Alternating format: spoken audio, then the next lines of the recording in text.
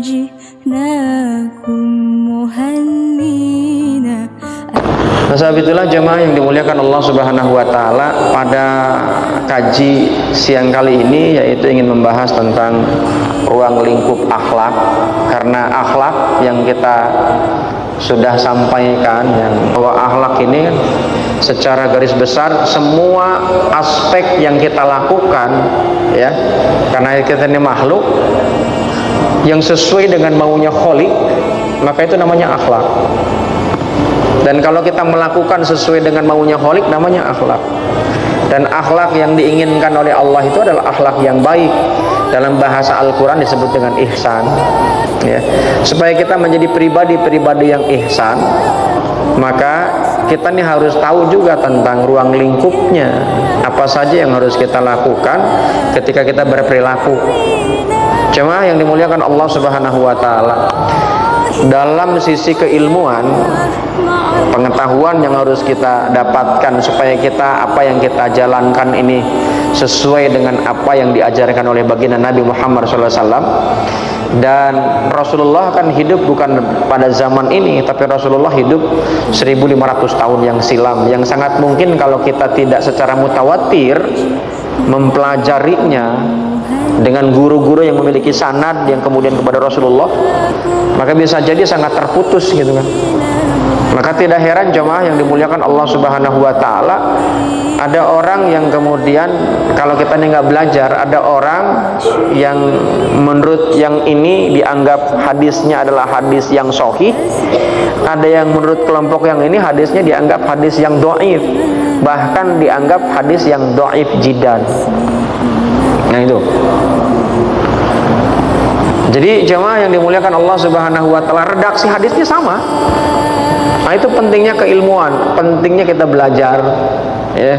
Nah, kalau kita belajar hanya pada satu guru, makanya saya bilang cakep di sini ada beberapa guru yang disampaikan, sehingga kalau ada sesuatu yang memang kurang sejalan dengan apa yang disampaikan, bisa ditanyakan guru yang satu atau ditanyakan ke guru yang berikutnya. Nah itu supaya kita bisa bertanya, kita ngikutinnya harus sama-sama ngikutin, nggak bisa hanya satu pihak. Nah sebab itulah jamaah yang dimuliakan Allah Subhanahu wa taala, dalam ruang lingkup akhlak, ya, bahwa kita ini dianggap menjadi orang yang beragama ketika seseorang itu berakhlak. Karena akhlak itu sendiri adalah, agama itu sendiri adalah akhlak.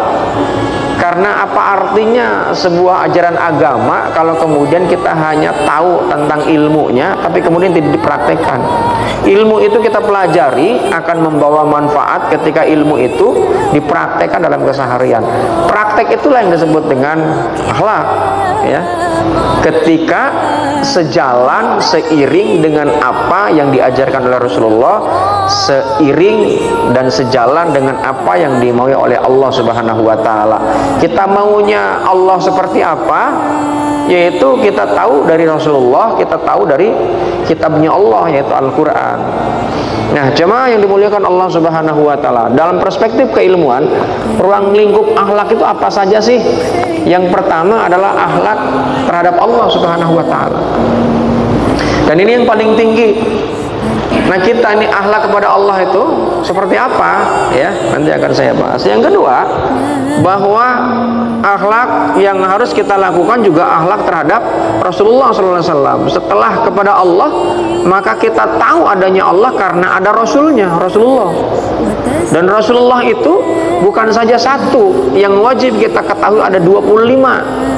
Dan Rasulullah yang diutus untuk menyampaikan secara khusus yaitu dinul Islam, yaitu Rasulullah Muhammad sallallahu alaihi wasallam sebagai khatamun nabiyyin wa khatamul mursalin, sebagai penutupnya para nabi, sebagai penutupnya para rasul. Kalau kemudian muncul yang baru ada namanya nabi, itu menyalahi aturan.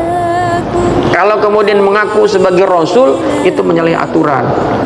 Karena Al-Quran menyebutkan bahwa Nabi Muhammad itu adalah khatamun nabiyyin wa khatamul mursalin, ya. Jadi itu harus kita clearkan dulu. Karena kalau enggak, ini banyak juga sekarang orang memilih yang praktis, memilih yang mudah, Nah, kemudian banyak juga ada orang mengaku nabi, pengikutnya banyak juga, ya, ada pengikutnya juga, ya. Nah, kemudian yang ketiga, selain akhlak kepada Rasulullah, akhlak terhadap sesama Islam. Karena Rasulullah membawa yang disebut dengan risalah, yang disebut dengan Islam sebagai agama. Ya, di dalam Al-Quran Allah menyampaikan, Al-yawma akmaltu lakum dinakum wa atmamtu ni'mati wa lakumul islam ad-dina. Jadi jemaah yang dimuliakan Allah Subhanahu wa taala, bahwa ayat itu turun setelah Rasulullah melakukan haji wada, ya, haji perpisahan. Nah, kemudian turun, dan memang nggak lama kemudian Rasulullah itu wafat, ya. Dan Islam adalah sesuatu yang harus kita sepakati, bahwa inna dina indallahil Islam, bahwa tidak ada agama di atas muka bumi ini yang harus kita yakini kecuali Islam. Ini adalah doktrin yang harus tertanam di dalam pikiran dan hati kita. Tapi bukan berarti kita nih nggak mengakui agama yang lain, itu dalam perspektif lain. Tapi dalam perspektif kita keyakinan, maka tidak ada agama. Yang lain itu bukan agama, yang lain itu hanya sekedar keyakinan. Tapi kalau agama dalam ajaran Islam, itu harga mati. Inna dina indallahil Islam. Tidak ada agama yang patut kita harus jadikan sebagai rujukan dalam berperilaku, yaitu Islam, ya, agama yang paling diridhoi oleh Allah Subhanahu wa taala. Kemudian yang keempat adalah akhlak terhadap agama lain. Maka dalam perspektif kenegaraan, katanya apalagi sebagai seorang pejabat gitu kan, kadang menghadiri peringatan, ya, agama-agama lain. Nah, bagaimana ruang lingkup akhlak ini? Nanti akan kita kaji satu persatu. Saya ini ingin memunculkan dulu tentang ruang lingkupnya, bahwa di dalam Islam pun ada yang namanya akhlak terhadap agama lain. Makanya ada namanya lakum dinukum waliyadin. Dan selama ini nih seringkali banyak muncul, saya ini pernah diundang juga menjadi narasumber tentang moderasi beragama, yang seringkali banyak orang yang kemudian toleransi ini sebagaimana yang zaman Nabi lakukan, seminggu ngikut ajaran agama mereka, seminggu ngikutin ajarannya Nabi Muhammad SAW gitu. Maka turun ayat Al-Quran surat Al-Kafirun itu, ya, qul ya ayyuhal kafirun la a'budu ma ta'budun wa la antum a'abiduna. Ada kalimat lakum dinukum waliyadin, agamamu adalah milikmu, agamaku adalah milikku. Belum lama ini kan kaitan dengan agama menjadi viral kan tuh, tentang sebuah kasus yang disampaikan sebenarnya kan pada ruang lingkup terbatas mereka. Seorang pendeta namanya pendeta Gilbert, ya, dia mencoba untuk membandingkan tentang yang namanya per 10 dengan 2,5%. Tapi ini di era seperti saat ini nggak ada yang namanya ruang lingkup yang terbatas. Seperti kajian saat ini kan publish nih, nggak bisa kita nih hanya untuk lingkup PP saja. Makanya kita nih harus sangat hati-hati juga menyampaikan, karena ada ketersinggungan, dan itu diatur dalam undang-undang kenegaraan kita. Siapa yang menghina ajaran agama lain itu biasa kena pasal hukum, ya, penghinaan. Dan belum lama ini ada seorang TikToker cuman, ada yang karena ngeledek tentang a'udzubillahi minasyaitonirrajim, kemudian dijadikan sebagai sarana ledekan gitu, dibilang binatang apa yang bisa ngaji gitu. Rupanya itu dijawab dengan itu kan masalah itu, akhirnya ditangkap, ya. Jadi jamaah yang dimuliakan Allah Subhanahu wa taala, maka kita nih nggak boleh juga, karena ayat Al-Quran melarang juga kita nih menghinakan ajaran agama lain, apalagi agama kita sendiri. Kalau ada orang yang beragama Islam menghinakan agama sendiri, lebih parah lagi itu, ya kan? Sama halnya kita nih menghinakan istri kita, itu kan menghinakan suami, membongkar aibnya, itu sama saja membongkar diri sendiri, ya. Kemudian yang kelima, akhlak terhadap diri pribadi. Kita ini memperlakukan diri seringkali kadang-kadang lebih menghormati orang lain daripada diri. Ya kan?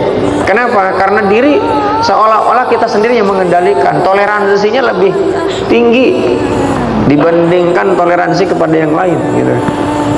Jadi jemaah yang dimuliakan Allah Subhanahu wa taala, akhlak terhadap diri sendiri pun itu penting. Dalam konsep Islam disebut dengan hifdzun nafs, ya. Kemudian akhlak terhadap keluarga. Rasulullah SAW menyampaikan bahwa ini aku nabi, aku ini rasul, dan aku ini berbuat baik, dan kebaikan yang aku lakukan lebih baik kepada keluarga, ya kan?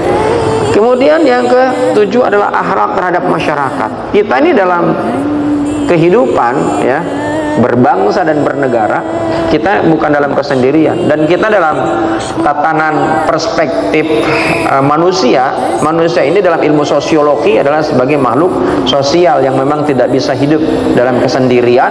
Kita ini perlu orang lain. Maka akhlak pun mengatur juga bagaimana seseorang yang beragama Islam ketika bermasyarakat. Kemudian yang kedelapan adalah akhlak dalam berbangsa dan bernegara. Kemarin kita ini kan disibukkan dengan pilpres, pilkada, ya kan, kadang saling hujat, saling menyindir, saling menjatuhkan, segala macam. Ini akhlak dalam berbangsa dan bernegara, itu juga dibahas dalam perspektif Islam.